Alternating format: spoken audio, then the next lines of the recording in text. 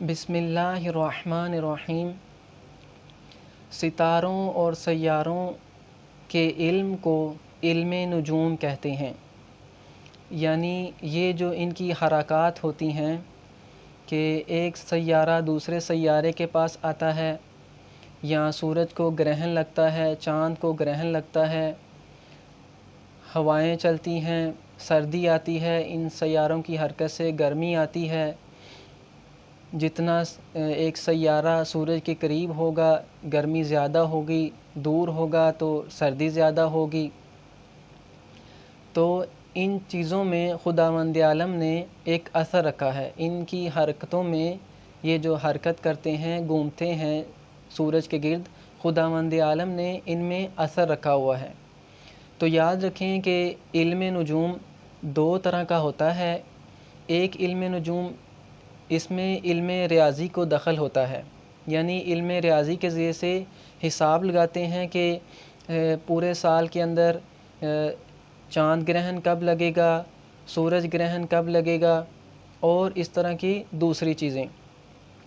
لیکن ایک علم نجوم ایسا ہے جس میں بعض لوگ غیب کی خبریں دیتے ہیں، جیسے کہ معلوم کرتے ہیں کہ اس کا برج کون سا ہے، آیا عقرب ہے، دلو ہے، ثور ہے۔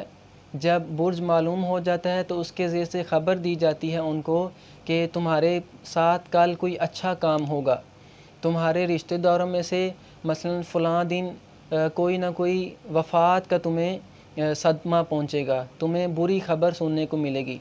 تو یہ بھی ایک علم نجوم کی قسم ہے۔ اسی طرح فلاں دن سردی زیادہ ہوگی یا فلاں دن گرمی زیادہ ہوگی، اس میں کوئی شک نہیں ہے کہ اثر ہے، لیکن یہ جو خبر دی جا رہی ہے اس خبر کی بنا کسی مضبوط دلیل کی بنا پہ نہیں ہے، لہٰذا اس طرح کی غیب کی خبریں دینا حرام ہے۔ یہ علم نجوم کی وہ قسم ہے جس کو حرام قرار دیا گیا ہے۔ لہٰذا تمام مومنین جانتے ہیں کہ پاکستان میں ایک جنتری آتی ہے جس میں اس طرح کی بہت ساری باتیں لکھی ہوتی ہیں، تو آپ مومنین اس طرح کی باتوں پہ یقین نہ کریں۔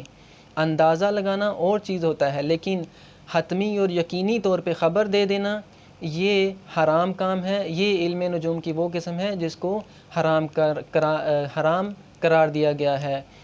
والحمد للہ رب العالمین۔